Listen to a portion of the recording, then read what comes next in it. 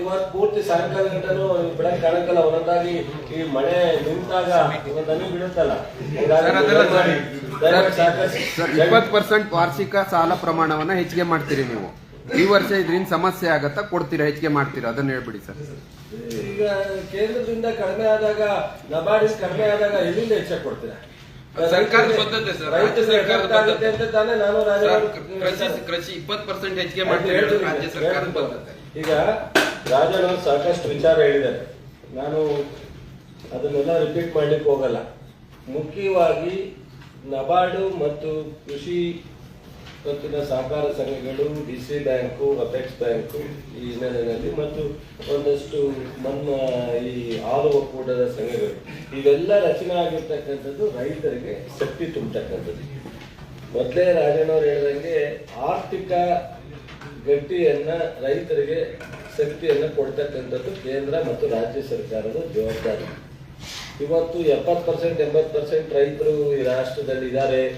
ಎಲ್ರಿಗೂ ಬೆನ್ನೆಲುಬಾಗಿ ನಾವು ಅವರು ಇವತ್ತು ಆಹಾರ ಬೆಳೀತಕ್ಕಂಥದ್ದು, ಮಾರ್ಕೆಟಲ್ಲಿ ವ್ಯತ್ಯಾಸ, ಈ ಪ್ರಕೃತಿ ವೈಪರೀತ್ಯ ಮತ್ತು ಏನೇನು ಸಮಸ್ಯೆಯನ್ನ ಎದುರಿಸಿ ಮಾಡುವಂಥ ಸಂದರ್ಭದಲ್ಲಿ ಇವತ್ತು ಕೇಂದ್ರ ಸರ್ಕಾರ ನಬಾರ್ಡನ್ನ ಒಂದು ಮಾಡ್ತಕ್ಕಂಥದ್ದು ಕೇಂದ್ರ ಸರ್ಕಾರದ ಹಣಕಾಸಿನ ಯೋಜನೆ ಅಡಿನಲ್ಲಿ ನಬಾರ್ಡ್ ಇದೆ.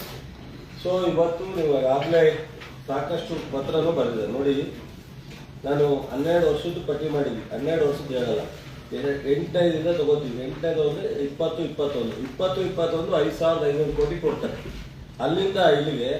ಸೊ 23-24ಕ್ಕೆ 5,600 ಕೋಟಿ ಕೊಡ್ತಾರೆ. ಇವತ್ತು ಸಡನ್ ಆಗಿ 2,344 ಕೋಟಿ ಕೊಟ್ಟಿದ್ದಾರೆ ರೈತರಿಗೆ. ಕೆಲವು ಟೈಮ್ ಟ್ಯಾಕ್ಸ್ ಅಲ್ಲಿ ರಿನ್ಯೂವಲ್ ಇರುತ್ತೆ, ಕೆಲವು ಟೈಮ್ ರಾಜಣ್ಣ ಹೊಸ ಸಾಲ ಕೊಡ್ತೀವಿ. ರಿನ್ಯೂವಲ್ ಅವರಿಗೆ ಹೇಗೆ ರಿನ್ಯೂವಲ್ ಮಾಡ್ತಾರೆ? ಹೊಸ ಸಾಲ ಹೇಗೆ ಕೊಡಕ್ಕಾಗುತ್ತೆ? 50%, 58% ಒಂದೇ ಸಲ ಕಟ್ತಾ ಆದ್ರೆ ಅಲ್ಲಿಗೆ ಕೇಂದ್ರ ಸರ್ಕಾರ ರೈತರಿಗೆ ಅನ್ಯಾಯ ಮಾಡ್ತಾ ಇದೆಯಾ ಅಥವಾ ಪ್ರೋತ್ಸಾಹ ಮಾಡ್ತಾ ಇದೆಯಾ? ಅಥವಾ ಕರ್ನಾಟಕಕ್ಕೆ ಮಾಡ್ತಾರೆ, ಇನ್ನೊಂದು ಮಾಡ್ತಾರೆ ಅಂತ ಟೋಟಲಿ ಯಾವುದೇ ರಾಜ್ಯಕ್ಕೆ, ಯಾವುದೇ ರಾಷ್ಟ್ರದ ಭಾಗದಲ್ಲಿ ಮಾಡೋದನ್ನು ರೈತರ ವಿರೋಧಿ ನೀತಿಯನ್ನು ಅನುಸರಿಸ್ತಾ ಇದೆ ಕೇಂದ್ರ ಸರ್ಕಾರ ಅನ್ನೋದನ್ನ ನಾವು ಇಲ್ಲಿ ಗಮನಿಸಬಹುದಲ್ಲ. ಇವತ್ತು ಮಾತನಾಡಿದಾಗ ರೈತರ ಪರ ಇದೆ, ನಾವು ಸಾರ್ವಜನಿಕರ ಪರ ಇದ್ದೀವಿ ಅನ್ನೋದನ್ನ ಮೋದಿಯವರಾಗ್ಲಿ, ಅಮಿತ್ ಶಾ ಆಗಲಿ ಅಥವಾ ಇನ್ನಿತರೆ ಹೇಳಿ 3 ಜನ ಮಂತ್ರಿಗಳಿದ್ದಾರೆ. ಸೊ 19 ಜನ MP-ಗಳಿದ್ದಾರೆ. ಸೊ ಈಗ ಬೇರೆ ಜನತಾದಳದ ಮಹಾನ್ ನಾಯಕರಾದಂತ ದೇವೇಗೌಡರು, ಕುಮಾರಸ್ವಾಮಿ ಅವರು ಅಲ್ಲೇ ಸೇರಿದ್ದಾರೆ. ರೈತರ ಪರ ಅಂತ ಮಾತನಾಡೋರು ಈ ನಬಾರ್ಡ್ ಅಲ್ಲಿ ಇಷ್ಟು ಕಡಿಮೆ ಆದಾಗ ಅವ್ರದಲ್ಲಿ ಸೌಂಡೇ ಇಲ್ವಲ್ಲ, ಅವ್ರ ಗಮನಕ್ಕೂ ತಂದೈತೆ. ಎಲ್ರಿಗೂ ಪತ್ರ ಬರ್ತಾರೆ, CM ಮತ್ತು ಸಹಕಾರ ಸಚಿವರು, ಪ್ರೈಮ್ ಮಿನಿಸ್ಟರ್ ಪತ್ರ ಬರ್ತಿದ್ದಾರೆ, ಸಹಕಾರ ಸಚಿವರು ಬರ್ತಿದ್ದಾರೆ, ಮತ್ತೆ ಎಲ್ಲಾ MP ಮಂತ್ರಿ, ರಾಜ್ಯದಿಂದ ರೆಪ್ರೆಸೆಂಟ್ ಮಾಡ್ತಕ್ಕಂಥ ಕೇಂದ್ರದ ಮಂತ್ರಿಗಳಿಗೂ ಲೆಟರ್ ಬಂದಿದ್ದಾರೆ. ಎಲ್ಲಾರು ಒಂದು ಪ್ರೆಸ್ ಮೀಟ್ ಅಲ್ಲಿ ಬೇರೆ ಬೇರೆ ವಿಚಾರ ಮಾತಾಡ್ತಾರಲ್ಲ, ಕುಮಾರಸ್ವಾಮಿ ಅವರು ಎಲ್ಲಾರು ಒಂದು ಪ್ರೆಸ್ ಮೀಟ್ ಅಲ್ಲಿ, ಜೋಶಿ ಅವರು ಬಹಳ ಬುದ್ಧಿವಂತಿಕೆಯಿಂದ ಮಾತಾಡ್ತಾರ. ಎಲ್ಲಾರು ಒಂದ್ ಕಡೆ ನಮ್ಮ ರಾಜ್ಯಕ್ಕೆ ಅನ್ಯಾಯ ಆಗೋದನ್ನ ನಾವು ತಪ್ಪಿಸ್ಲಿಕ್ಕೆ ಪ್ರಯತ್ನ ಮಾಡ್ತೀವಿ ಅಥವಾ ಮಂತ್ರಿ ಹತ್ರ ಹೋಗ್ತೀವಿ ಅನ್ನೋದನ್ನ ಎಲ್ಲಾರು ಒಂದ್ ಕಡೆ ಹೇಳೋದನ್ನ ನಾವು ನೋಡಿಲ್ಲ. ನಾವಿವತ್ತು ರೈತರಿಗೆ 2,258% ಏನ್ ಕಡಿಮೆ ಆಗಿದೆ, 3,000 ಕೋಟಿಗಿಂತ ಹೆಚ್ಚು ಹಣವನ್ನ ಕಡಿಮೆ ಮಾಡಿದ್ದಾರೆ. ಇದರಿಂದ ಅಟ್ಟಿಟ್ಟಲ್ಲ, ರೈತರು ಬೆಳೀತಕ್ಕಂತ ಬೆಳೆ ಮತ್ತು ಕೃಷಿ ಮೇಲೆ ಬಹಳಷ್ಟು ಪರಿಣಾಮ ಬೀರುತ್ತೆ. ಕೃಷಿ ಮೇಲೆ ಪರಿಣಾಮ ಬೀರಿದ ತಕ್ಷಣನೇ ಇವತ್ತು ಆಹಾರ ನಾವು ಶೇಖರಣೆ ಮತ್ತು ಬೆಳೀತಕ್ಕಂಥ ಕಡಿಮೆ ಆಯ್ತು. ಹಿಂಗಾರು ಮುಂಗಾರುಗಳಲ್ಲಿ ರೈತರ ಪರಿಸ್ಥಿತಿ ಹೊರಗಡೆ ಹೋಗಿ ಸ್ಟೋರ್ ತಗೊಂಡಾಗ 3%, 5% ತಿನ್ನಾಗಿಟ್ಟು ಬಹಳಷ್ಟು ಅಧ್ವಾನ ಆಗ್ತಕ್ಕಂಥ ಪರಿಸ್ಥಿತಿ ಬರುತ್ತೆ. ಅದರಿಂದ ಬಹುಶಃ ಈ ಸಹಕಾರ ಮೊದಲು ಕೃಷಿ ಇಲಾಖೆ ಇತ್ತು, ಕೇಂದ್ರದಲ್ಲಿ ಒಂದು ಹಿಂಗಿತ್ತು, ಕೃಷಿ ಇಲಾಖೆ ಸಚಿವರ ಕೆಳಗಡೆ ಸಹಕಾರ ಒಂದು ಇದನ್ನ ಮಾನಿಟರ್ ಮಾಡ್ತೀವಿ. ಇವತ್ತು 2019-20ಕ್ಕೆ 21ಕ್ಕೇನೋ ಅಮಿತ್ ಶಾ ಅವರು ಸಪರೇಟ್ ಒಂದು ಇಲಾಖೆನ ಮಾಡ್ಕೊಂಡು ಅವರೇ ಹೋಲ್ಡ್ ಮಾಡ್ತಾ ಇದ್ದಾರೆ ಮಂತ್ರಿ. ಅವರು ಟ್ಯಾಕ್ಸ್ ಅಲ್ಲೂ ಇದ್ದಾರೆ, ಡಿಸಿ ಬ್ಯಾಂಕ್ ಅಲ್ಲೂ ಇದ್ದಾರೆ, ಅಪೆಕ್ಸ್ ಬ್ಯಾಂಕ್ ಅಲ್ಲೂ ಇದ್ದಾರೆ. ಅವರು ಕೋಆಪರೇಟಿವ್ ನಲ್ಲಿ ಪೂರ್ಣ ಪ್ರಮಾಣದಲ್ಲಿ ಮೊದಲಿಂದನೂ ಇಟ್ಕೊಂಡ್ ಬಂದಿರೋದ್ರಿಂದ ಇದನ್ನ ರಾಷ್ಟ್ರದಲ್ಲಿ ಒಂಥರ ಕಾರ್ಪೊರೇಟ್ ಸೆಕ್ಟರ್ ಮಾಡಬೇಕು ಅನ್ನೋ ಉದ್ದೇಶದಿಂದ ಕೋಆಪರೇಟಿವ್ ಇಲಾಖೆ ತಗೊಂಡಿದ್ದಾರೆ. ಅವರೇನು ಇದರಿಂದ ರೈತರಿಗೆ ಅನುಕೂಲ ಮಾಡಬೇಕು ಅಂತಲ್ಲ, ಅವ್ರು ತಗೊಂಡ ಮೇಲೆ ಬಹಳ ಮಾನಿಟರ್ ಮಾಡ್ತಾ ಇದ್ದಾರೆ. ಮಾನಿಟರ್ ಮಾಡಿ ಎಲ್ಲೆಲ್ಲಿ ರೈತರಿಗೆ ಅನುಕೂಲ ಆಗುತ್ತೆ, ಎಲ್ಲಿ ಇವರು ಕಾರ್ಪೊರೇಟ್ ಸೆಕ್ಟರ್ಗೆ ಅದನ್ನ ಟ್ರಾನ್ಸ್ಫರ್ ಮಾಡಬೇಕು, ಸೊ ಅದನ್ನ ಲೆಕ್ಕಾಚಾರ ಆಗ್ತಾ ಇದ್ದಾರೆ ಈಗ.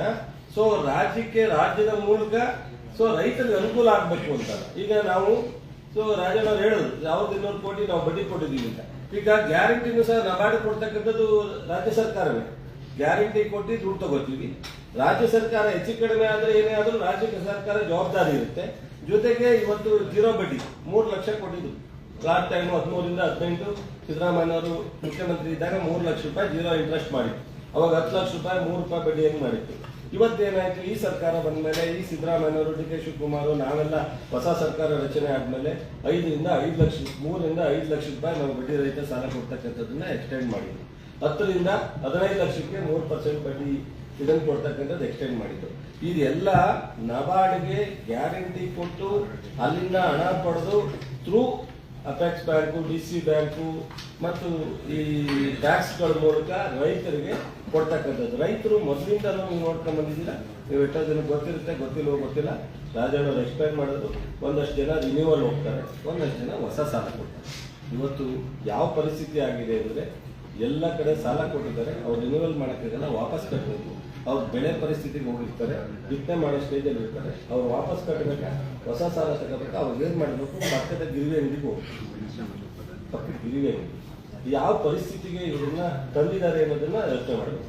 ಅದೇ ಈ ಇನ್ಕಮ್ ಟ್ಯಾಕ್ಸ್ ಅಲ್ಲಿ 0.3%, 0.2% ಹೇಳಿದ್ರು, 2 ಲಕ್ಷ ರೂಪಾಯಿ ಹೆಚ್ಚು ಕಡಿಮೆ ಮಾಡಿದ್ದಾರೆ. ಸೊ ಟ್ಯಾಕ್ಸ್ ಅನ್ನ ಕಡಿಮೆ ಮಾಡಿದ್ದಾರೆ ಕಾರ್ಪೊರೇಟ್ ಸೆಕ್ಷನ್. ಸೊ ಲೋನ್ ಮನ್ನಾ, ಸೊ ಇತ್ತೀಚಿನ ದಿನಗಳಲ್ಲಿ 14 ಲಕ್ಷ ಅಂತ ಹೇಳಿದ್ರು, 16ರಿಂದ 20 ಲಕ್ಷ ಮನ್ನಾ ಮಾಡಿದ್ದಾರೆ. 14ರಿಂದ 20 ಲಕ್ಷ ಕೋಟಿ ಮನ್ನಾ ಮಾಡಿದ್ದಾರೆ. ಒಂದು ಸಾಲ ಮಾಡಿದ್ರೆ ಅಥವಾ ಈ ತರ ನಬಾರ್ಡ್ ಮೂಲಕ ಕೊಡ್ತಕ್ಕಂಥದ್ದು ಅಥವಾ ರೈತರಿಗೆ ಏನಾದ್ರು ಸಹಾಯ ಮಾಡ್ತಕ್ಕಂಥದ್ದು ಮಾಡಲ್ಲ.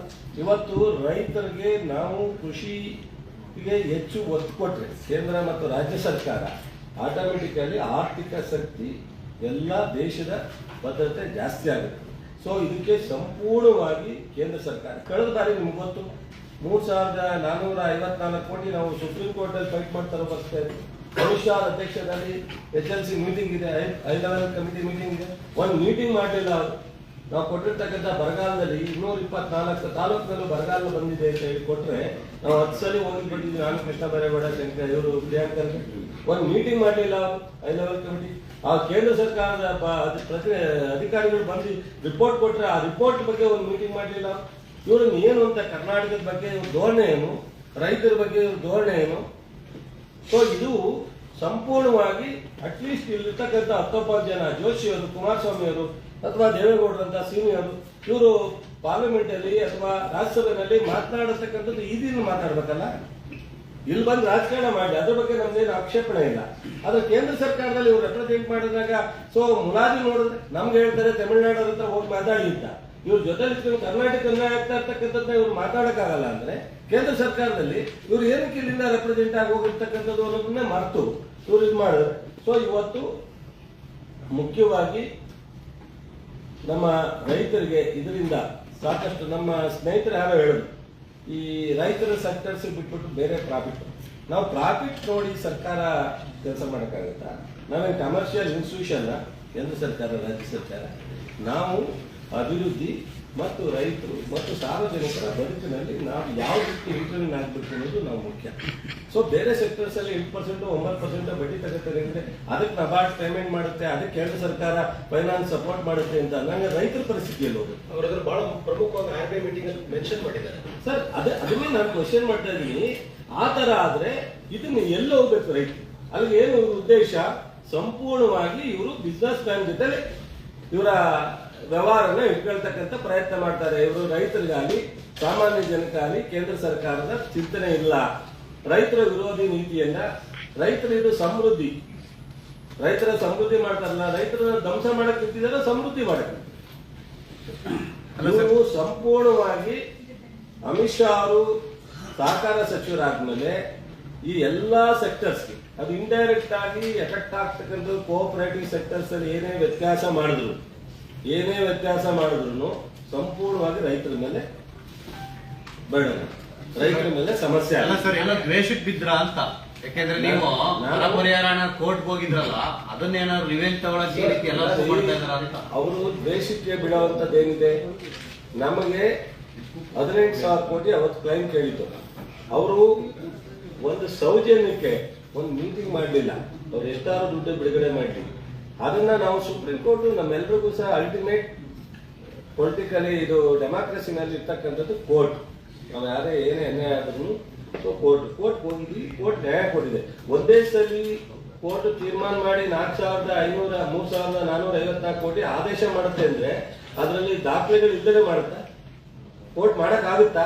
ಅಲ್ಲಿಗೆ ಇವರು ತಪ್ಪಾಯ್ತು ಅಂತ ಕೇಳಬೇಕಾಗುತ್ತೆ. ರಾಜ್ಯದ ಎಂಪಿಗಳು, ರಾಜ್ಯದ ಕುಮಾರಸ್ವಾಮಿ ಅವರು, ಜೋಶಿಯವರು ಕ್ಷಮೆ ಕೇಳಬೇಕಾಗುತ್ತೆ ರಾಜ್ಯದ ರೈತರಿಗೆ. ನಾವು ಇದರಲ್ಲಿ ಇಂಟರ್ವ್ಯೂ ಹಾಕಾಗಲಿಲ್ಲ, ಕಾರಣಾಂತರದಿಂದ ಕ್ಷಮೆ ಇರಲಿ ಅಂತ ಕೇಳಬೇಕಾಗುತ್ತೆ. ರಾಜ್ಯ ಸರ್ಕಾರ ಇಷ್ಟೊಂದು ಮುತುವರ್ಜಿ ವಹಿಸಿ ನಮ್ಮ ಲ್ಯಾಪ್ಸಸ್ ಅನ್ನ ಕೋರ್ಟ್ ಮೂಲಕ ಹೋಗ್ಕೊಟ್ಟು ಕೋರ್ಟ್ ಇಂದ ಈ ಹಣ ತಗೊಂಡು ಬಿಡುಗಡೆ ಮಾಡಿರ್ತಕ್ಕಂಥದ್ದು ಅಂತ.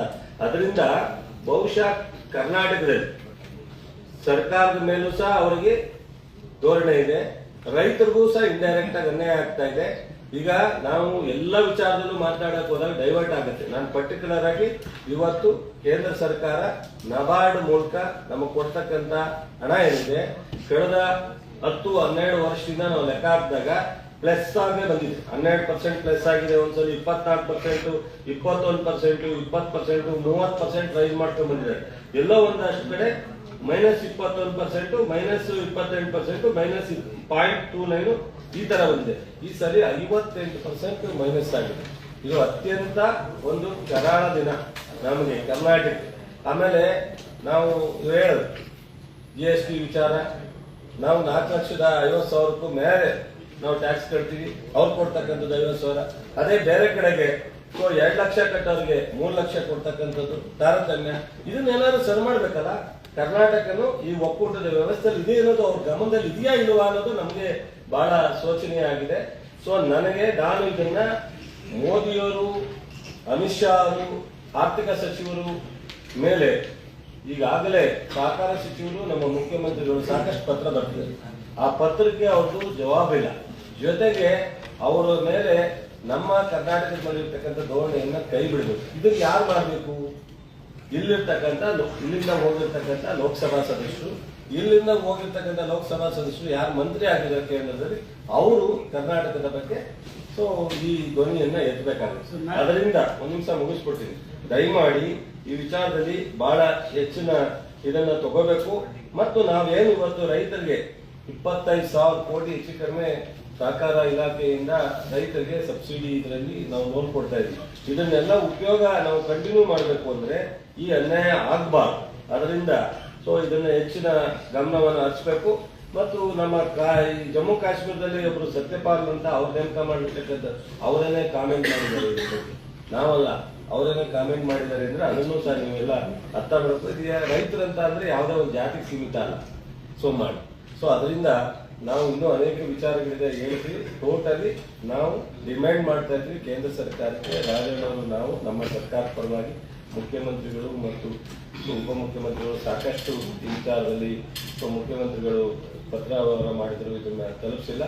ಇನ್ನ ಮುಂದೆನೂ ಸಹ ಈ ತರ ಮಾಡಿದ್ರೆ ನಾವು ಬೇರೆ ರೀತಿ ಹೋರಾಟ ಹಿಡಿಬೇಕಾಗುತ್ತೆ. ಸುಪ್ರೀಂ ಕೋರ್ಟ್ ಹೋಗಿ ಹಾಗೆ ನಾವು ಆರ್ಥಿಕ ಒಂದು ಇದನ್ನ ರೈತರಿಗೆ ಅನ್ಯಾಯವನ್ನ ಮಾಡಿದ್ದು ಹೋರಾಟ ಮಾಡಿದ್ರು ಆ ರೀತಿ ಮಾಡಬೇಕಾಗುತ್ತೆ.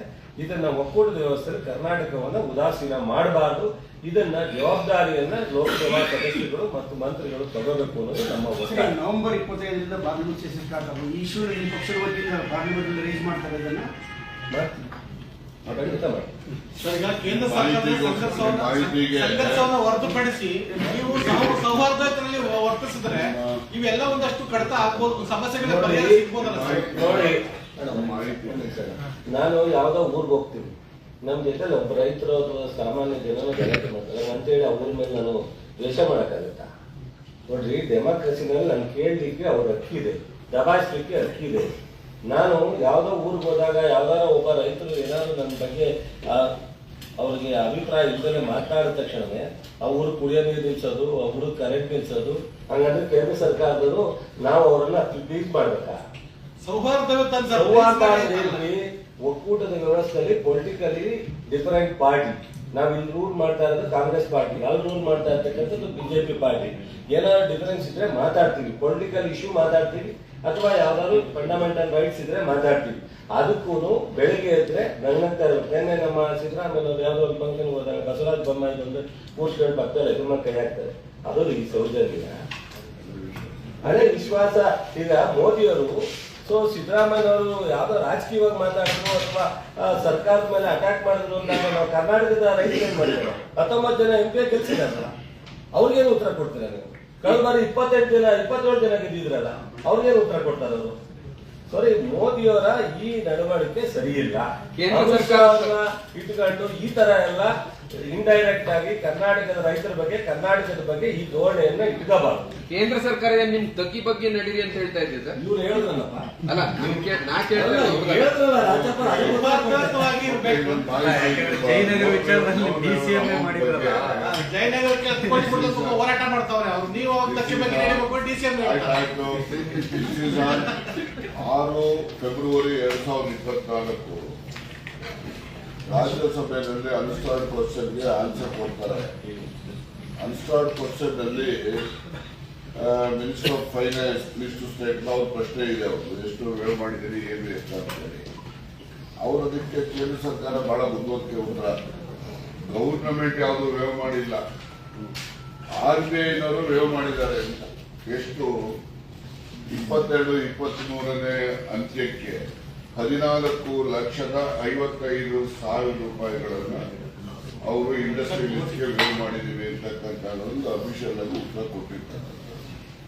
That is on 6 February 2024, end of 22-23. ಅವರು RBIನವರು 14,55,000 ಕೋಟಿ ವ್ಯವಹಾರ ಮಾಡಿದ್ದಾರೆ. ಅದು ಸೆಂಟ್ರಲ್ ಗೌರ್ಮೆಂಟ್ ನಾವು ಮಾಡಿಲ್ಲ ಅಂತ ಅವರೇ ಹೇಳಿ ಮಾಡ್ಸೋರಂದ್ರೆ ಇನ್ನು ಹೇಳೋದಷ್ಟೇ. ಯಾಕೆಂದ್ರೆ ನಾಳೆ ಯಾರಾದ್ರೂ ಹೇಳ್ಬೋದು ನಾವು ಕೇಂದ್ರ ಸರ್ಕಾರ ಮಾಡಿಲ್ಲ ಅಂತ ಹೇಳ್ಬೋದು. ಅದಕ್ಕೋಸ್ಕರ ಥ್ಯಾಂಕ್ ಯು.